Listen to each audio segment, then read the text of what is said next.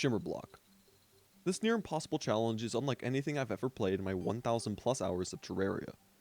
Instead of spawning in a lush world full of resources at your disposal, you spawn on a small, obsidian island with a pool of shimmer surrounded by the abyss. With nothing other than this small island, it may seem that there is no way to progress, let alone beat the final boss, Moonlord. But that's where I tell you, you're wrong. By the end of this video, we'll have gone from having nothing but this tiny island with no other resources at hand, all the way to beating the final boss of pre-hard mode, the Wall of Flesh. Before we get into the video, I'd like to give credit to the person who created this insane challenge, Chief Logan, who has a YouTube channel of his own which I highly recommend you check out. Please give him the support he deserves, and without any more wasted time, let's get into the video. The first thing we're greeted with upon joining the world for the very first time is exactly what I just said in the introduction. A small obsidian island with a pool of shimmer. No trees, no dirt, no NPCs, or anything else for that matter. With any normal character, we truly would not be able to make any progress in this world, but thankfully for us, our character is different. Our character is a medium core character. If you're unfamiliar with what a medium core character is, all you need to know is that upon death, you drop all of your items, unlike a classic character, which keeps your precious inventory safe at the expense of your coins. This is important for us, seeing as we can throw all of our tools into the shimmer, breaking them down into copper and wood. From here, we can place these blocks on the island and kill our character by jumping off the island and falling to the bottom of the world. That's great and all, you may be thinking, but are your tools actively broken down to the raw ingredients and placed down with no way to reobtain them? No. You see, when a medium core character dies, they respawn with the basic tools, allowing us to infinitely drop our items into the shimmer, get blocks, die, and repeat. This is a somewhat lengthy process, seeing as you have to fall all the way down to the bottom of the world each time you want a couple more blocks. But seeing as this is the only option we have currently, we must endure this lengthy descent. The first thing I do with my newfound blocks is to build a platform above the shimmer. This platform will prove to serve two main purposes. The first being a faster way to kill our character, and the second being that we can now spawn in slimes. From here, the progression seems to slow down quite a bit, with dying to mobs, especially during the night, being the new norm. However, after several hours, yes, it really took several hours, I finally got a slime to spawn with a bomb inside of it. This is crucial for our progression, seeing as once we have met all requirements for the demolitionist to spawn, we can virtually get an infinite number of blocks to expand our island. But that doesn't make sense. The demolitionist sells explosives, which blows things up. How can you get an infinite number of blocks from that? Well, you see, by throwing the copper we obtain from our tools into the shimmer, we can get stone. And when you throw stone into the shimmer, you get dirt. And once you have 25 dirt and a bomb, we can make a dirt bomb, which may not sound like a revolutionary item at first glance until you realize just how much dirt a singular dirt bomb yields. But before I got to do any of that, this happened. Normally, I would be ecstatic to get a slime rain.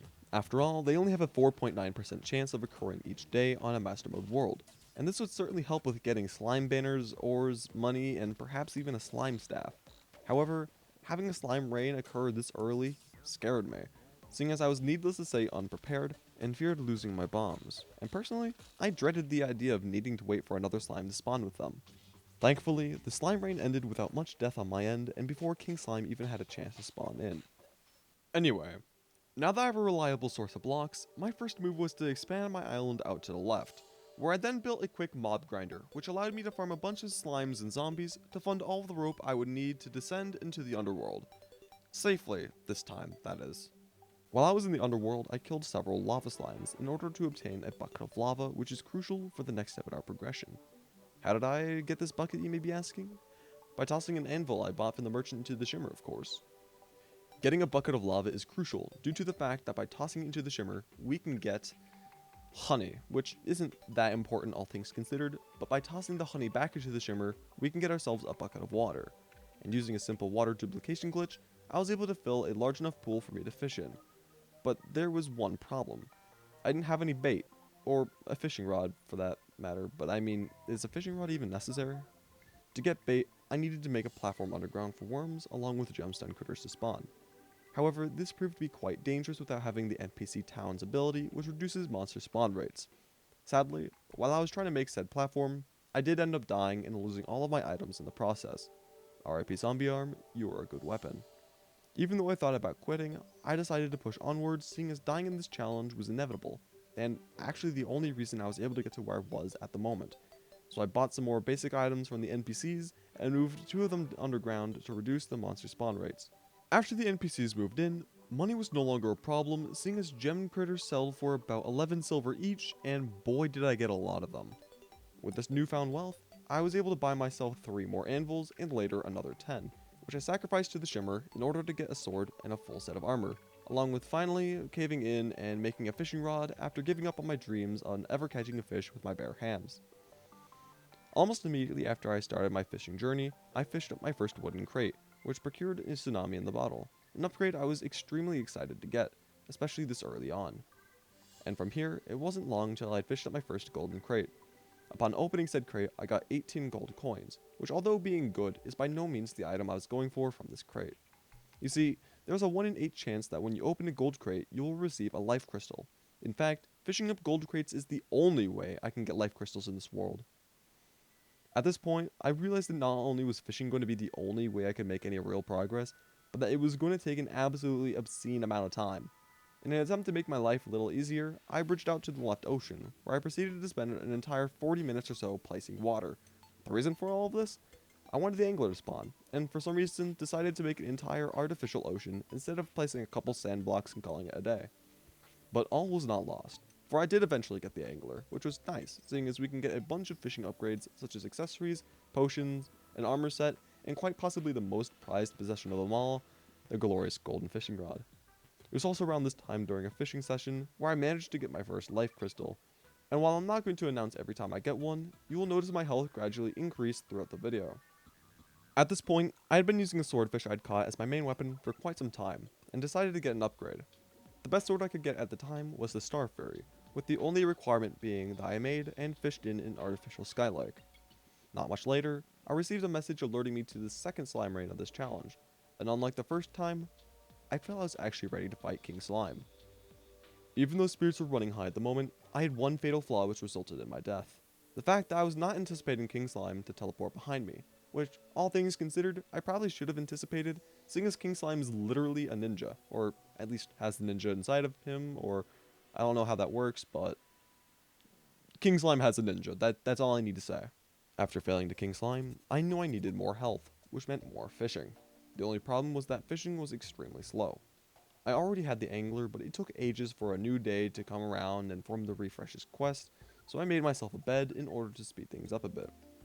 Even with the bed, there was a lot of downtime where I couldn't do anything, but luckily I do have a piano next to me at every given moment to pass time. With a bed at my disposal, I was breezing through angler quests, and my work did not go unnoticed. Quite the opposite, actually. Okay, hold up. I am not prepared for this in the slightest. I don't have an arena. But what I do have is I have a long line. But also another problem is that natural mob spawning is going to be an issue. Thankfully, I was wrong about natural mob spawns being an issue and managed to beat the Eye of Cthulhu on my first attempt, securing the first boss being killed on this world. Bam. Oh, that's beautiful. First relic on this world. And also, we have the Shield of Cthulhu, which this is important. I didn't talk about this earlier, but this is the only Shield of Cthulhu that we can get in this entire playthrough. Because we don't have any, like, Demon Altar, Crimson Altar. We don't have any of that. So this is the only time we'll ever get this. Because the Eye of Cthulhu will not spawn naturally anymore. We can't craft a summon. So we have to be very careful to keep this. Because this is a really good item that I typically use up till the very end of the game. Most of the time. Okay, I can't make this up. I cannot make this up. This is... what? The third? Oh, hey Bob. My cat just jumped up on my desk as I'm recording this. This is the third slime rain I've had in this world. I don't know how many hours I have. Probably less than 25. So that is a lot. Bob, please don't go on the keyboard. Oh, and he jumped down off of the desk. Okay, right. Like, yeah, GG. GG's. Wow. There we go. Cool. Took long enough to get it. To celebrate getting the golden fishing rod, I do want to open up all these golden crates because I've had these for a little while now. Not too long, all things considered. But we did get 4 life crystals, which is nice. For far too long now, I've been pretty much all alone in my efforts of fighting off foes, but during this blood moon, things were about to change. Oh, wait, I got it! Wait, I'm recording? Yo, no way, I'm recording. Yo. Dude, finally. Dude, Jesus Christ. Acorns being purchased, grass seeds being purchased. It's a beautiful day. It is a beautiful day in the world. Look at this, yeah. Bam. We're getting grass, baby. That's not even the best part. The best part's probably the fact that with said grass, also I can't put grass on that because that's the desert, or at least it will be, but I can get trees. Actually, I should plant some acorns down now so that they have time to grow. But look at this. It's so beautiful. Also, nice quack sound you made, dude. With life teeming on my world for the very first time, I set myself to make a jungle biome. This would unlock several items including a boomstick, which would enable me to get the arms dealer, feral claws to auto swing, and other items otherwise unobtainable.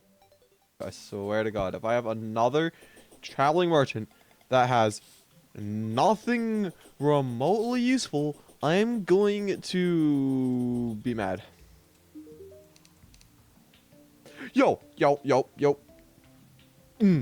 Yes. With my brand new Grey Zappinator, I easily started and cleared the Goblin army, which allowed me to find the Goblin Tinkerer, who is extremely easy to find on this world for rather obvious reasons. Sure, I don't see why not.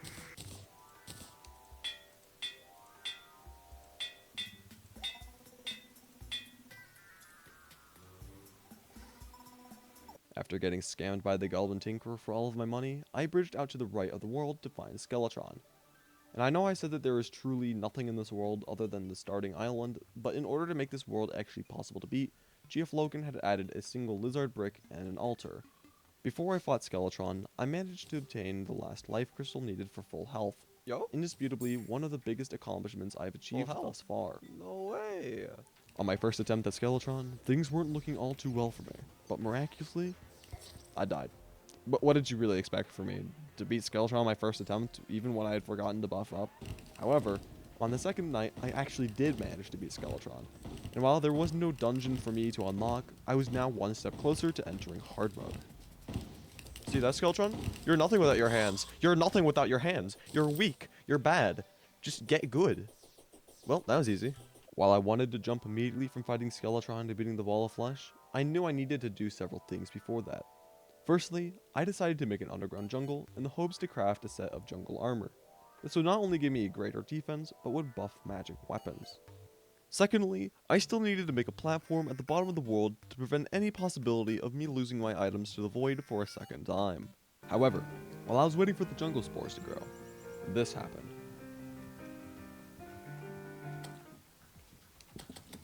Ah! I was just playing piano, bro. Jesus Christ. Another slime rain? Hello? What is going on? I mean, okay. Oh, huh? Dude, I'm clipping that. After beating King Slime for a second time, I proceeded to craft myself a magic mirror along with finally getting myself the jungle armor. There we go. At this point, there was only one thing that was left standing between me and hard mode. The guide. So I tossed a voodoo doll into the lava and was immediately met with something I truly was not prepared for. Where are you? Where is your... Where? Why are you all the way up there?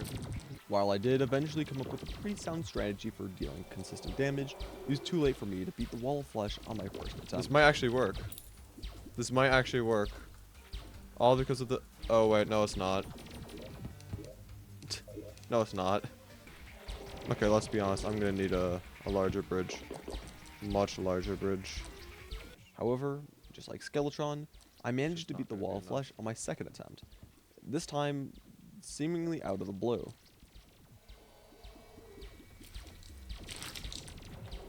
Oh, wait, what? Wait, what? What? What? Huh?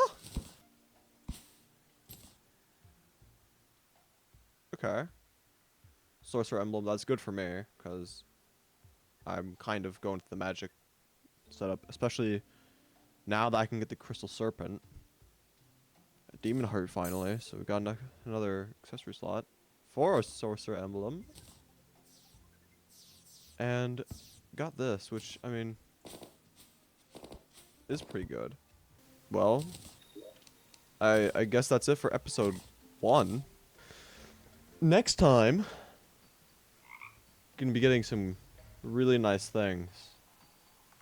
I'm excited, but I need to end the video now so I can edit.